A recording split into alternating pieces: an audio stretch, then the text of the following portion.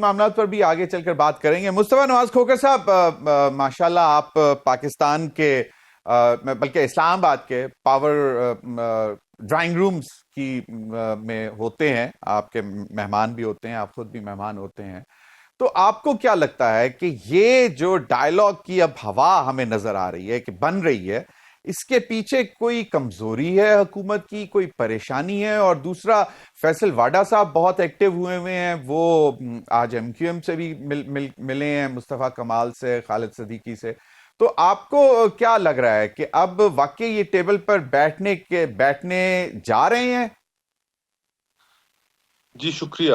دیکھیں، ایک چیز تو سب پولیٹیکل پلیئرز محسوس کر رہے ہیں کہ سیاسی ماحول اپنی تلخیوں میں عروج کو پہنچ چکا ہے، اور یہ تلخی بھرا ماحول، یہ زہر آلود ماحول، یہ زیادہ عرصہ کنٹینیو نہیں کر سکتا، اور اگر مزید اس طرح چلیں گے تو پولیٹیکل پروسیس جو آلریڈی بے معنی ہو کر رہ گیا ہے، اس کے نیگیٹو ایفیکٹس ملک کے اوپر، ریاست کے اوپر آنے شروع ہو جائیں گے، اور باقی پورے پاکستان میں جو بچ گیا اس میں پولیٹیکل کرائسس نے اس کو اپنی لپیٹ میں رکھا ہوا ہے، تو یہ کتنے عرصے تک سسٹینیبل ہے؟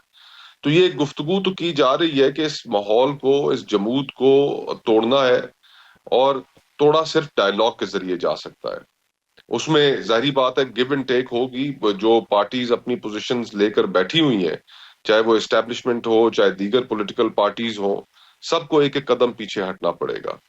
اب ایونچولی جو 26 تاریخ کو ہوا، پھر اس کے بعد جو فارمیشن کمانڈرز کی جو میٹنگ ہوئی، اس کا بھی جو اعلامیہ سامنے ہمیں نظر آیا، اس سے بھی یہی لگ رہا ہے کہ تلخیاں جو ہیں ان کو بڑی فوری طور پر کم کرنے کی ضرورت ہے۔ صحیح۔ تو ہوپ فلی سیاستدان اگر آپس میں بیٹھیں گے، راستہ نکال لیں گے۔ یہ شاہ صاحب کی بات بالکل ٹھیک ہے کہ تحریک انصاف کا جو ایٹیٹیوڈ ہے، وہ ہمیشہ سے پولیٹیکل پارٹیز کے ساتھ ڈائیلاگ کرنے میں ان میں غیر سنجیدگی رہی ہے۔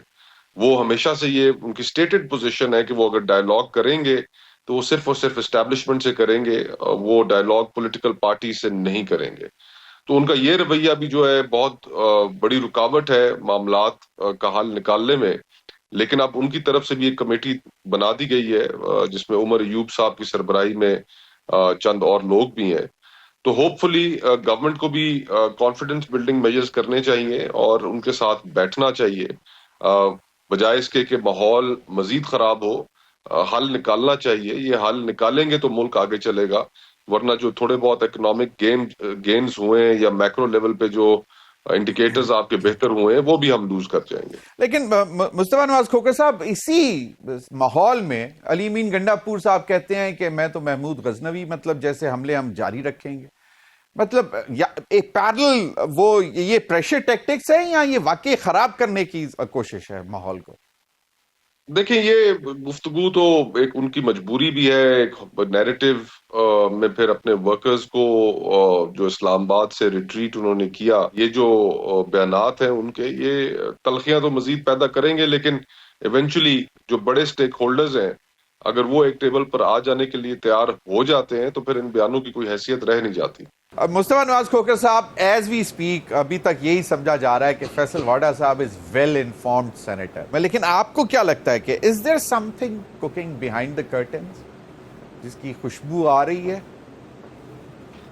دیکھیے، یہ گفتگو تو اس طرح کی چلتی رہتی ہے۔ اب ظاہری بات ہے ان کا ایک پس منظر ہے، اور میرے سے زیادہ میرے محترم شاہ صاحب جانتے ہیں، جنہوں نے باقاعدہ ووٹ بھی کیا فیصل واڈا صاحب کو۔ اور مختلف پولیٹیکل پارٹیز کے سربراہان سے جو ملاقاتیں ہو رہی ہیں، تو ایک رومر تو شروع ہوا ہے، کچھ اسپیکولیشنز بھی شروع ہوئی ہیں۔ ظاہری بات ہے ابھی کسی کے پاس کوئی کانکریٹ خبر تو نہیں ہے کہ یہ کیا سلسلہ بیک گراؤنڈ میں چل رہا ہے، لیکن ایک چیز وثوق سے کہی جا سکتی ہے کہ جہاں پر حکومت، اس میں کوئی شک نہیں ہے کہ جو میکرو لیول کے کچھ انڈیکیٹرز ہیں وہ بہتر ہوئے ہیں، حکومت پالیٹکس کو سنبھالنے میں بالکل ناکام رہی ہے، اور اس کی وجہ سے جو تلخیاں بڑھی ہیں ان کو اب سمیٹنا ہوگا، اور سمیٹنے کا واحد طریقہ ڈائیلاگ ہے، اور ڈائیلاگ کے لیے تمام فریقین، چاہے پولیٹیکل پارٹیز ہو، ان کو کوئی حل نکالنا پڑے گا۔ ابھی جو حالات ہیں اس وقت ملک کے، وہ اس نہج پر پہنچ چکے ہیں کہ اس میں فرینکلی اسپیکنگ 60% آف پاکستان میں رات مغرب کے بعد آپ باہر نہیں نکل سکتے. لیکن یہ سارے جب پرابلمز آپ نے اپنے لیے دروازے پرابلمز جہاں سے ہو سکتے تھے بند کر لیے تو کم از کم گورننس تو اچھی دیں. تو اس میں کافی کچھ اور چیزیں کی جا سکتی ہیں جو حکومت نہیں کر رہی. صرف سیاست اور پولیٹیکل منوورنگ اور اس چیز کے اوپر زور ہے جس کا پاکستانیوں کو کوئی فائدہ نہیں. ناصر حسین شاہ دیکھیے آج صاحب مصطفیٰ بھائی سوری ناصر حسین شاہ صاحب کہتے ہیں کہ جی 2029 میں تیاری ہے ہماری بلاول کو وزیر اعظم بنانے کی. تو دیکھیں بھلے پاکستان کے لوگ ووٹ دیتے ہیں تو مینڈیٹ دیتے ہیں تو کیوں نہیں, لیکن سوال یہ پیدا ہوتا ہے کہ کیا صرف چہرے بدلنے سے یہ عہدے حاصل کرنے سے پاکستانیوں کی پرابلمز ختم ہو جائیں گی؟ As we speak today 50% of Pakistan world bank کی رپورٹ کے مطابق 50% پاکستان سطح غربت سے نیچے زندگی گزار رہا ہے. سطح غربت سے نیچے زندگی گزارنے کا مطلب ہے کہ 2 وقت کی روٹی آدھا پاکستان اس وقت نہیں کھا پا رہا.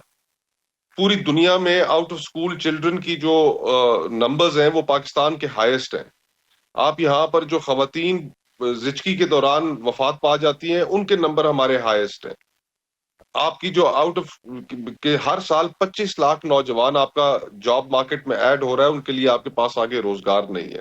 تو یہ عہدے کس لیے حاصل کرنے ہیں؟ عہدے اس لیے حاصل کرنے ہیں کہ لوگوں کو آپ ڈلیور کر سکیں. لیکن جتنی پولیٹیکل کلاس ہے وہ عہدوں کے پیچھے تو بھاگ رہی ہے, پاور پالیٹکس تو کر رہی ہے, اصول اور نظریات سے تو دور جا چکے ہیں. تو لوگوں کو ڈلیور بھی تو کرنا ہے, ایشوز کے اوپر بھی بات کرنی ہے, ایشوز کے اوپر پروگریس بھی دکھانی ہے, وہ ہمیں نظر نہیں آ رہی. ایک تو یہ کہ جس طرح کیسر احمد شیخ صاحب نے کہا کہ جی بہت سی ایسی ملٹی نیشنل مطلب انٹرنیشنل کمپنیز ہیں جو پاکستان کی طرف للچائی نظروں سے دیکھ رہی ہیں, تو کیا ہمارے اندر کیپیسٹی نہیں ہے ان کو لانے کی, یا کیپیبلٹی نہیں ہے, یا پھر وہ ون ونڈو آپریشن نہیں ہے, کرپشن ہے, بہت سارے سوالات ہیں. دوسرا جو ابھی ناصر حسین شاہ صاحب نے بات کی کہ کیا واقعی ایگریکلچر ٹیکس اگر پاکستان نہیں لگاتا تو آئی ایم ایف بھی ناراض ہوگا, وہ پھر کہیں اور سے پورا کرے گا, الٹیمیٹلی بوجھ تو عوام پہ ہی پڑے گا. کھوکر صاحب جی, آپ نے 2 سوال پوچھے. آپ کے پہلے سوال کا میرے خیال سے جواب یہ ہے کہ شیخ صاحب نے بالکل ٹھیک کہا, بڑے محترم ہے, پاکستان کی طرف دنیا للچائی نظروں سے دیکھ رہی ہوگی, لیکن وہ نظریں ہمیں پی آئی اے کے معاملے میں تو نہیں کہیں پہ نظر آئیں. پی آئی اے ایک سٹار ایسٹ تھا جس کو آپ بیچنا چاہ رہے تھے, اور اس کی بیڈنگ میں کوئی انٹرنیشنل انویسٹر سامنے نہیں آیا, صرف لوکل انویسٹر سامنے آئے, کنسورشیمز بنے, اور اس میں بھی پھر آخر ایک ہی کمپنی رہ گئی, اور انہوں نے بھی آخر میں آ کر کہا کہ ان کی ہاؤسنگ سوسائٹی تھی, انہوں نے کہا کہ کچھ پلاٹس لے کر ہمیں اس کے بدلے پی آئی اے دے دیں. تو جو دیگر بھی اسٹیٹ اونڈ انٹرپرائزز ہیں جن کو بڑا ڈیسپریٹلی گورنمنٹ سیل کرنے کی کوشش کر رہی ہے, ہمیں تو کہیں نہیں نظر آیا کہ وہ للچائی نظروں سے پاکستان کی طرف دیکھ رہے ہوں. پھر اسی طرح ایس آئی ایف سی آپ کے سامنے موجود ہے. بہت ہم باتیں سنتے رہے کہ جی اتنے سینکڑوں ایم او یوز ہو گئے فلانے ممالک کے ساتھ فلانے ممالک کے ساتھ, لیکن ابھی تک ان میں سے بھی میجورٹی مور دین 90% مٹیریلائز ہی نہیں ہو سکے. تو یہ پاکستان کو جب تک اپنی بزنس انوائرمنٹ ٹھیک نہیں کرے گا, جب تک یہاں پر آپ کا پیسہ محفوظ تصور نہیں ہوگا, انویسٹر پیسے کو محفوظ تصور نہیں کرے گا, تو وہ انویسٹمنٹ نہیں کرے گا.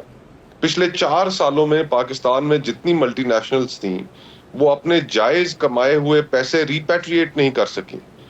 تو وہ ریپیٹریشن آف منی جہاں پر نہ ہو تو پھر کہاں پر دنیا سے انویسٹمنٹ آئے گی؟ اور پھر پولیٹیکل سٹیبلٹی جس کے اوپر ہم پہلے ہی بہت بات کر چکے ہیں.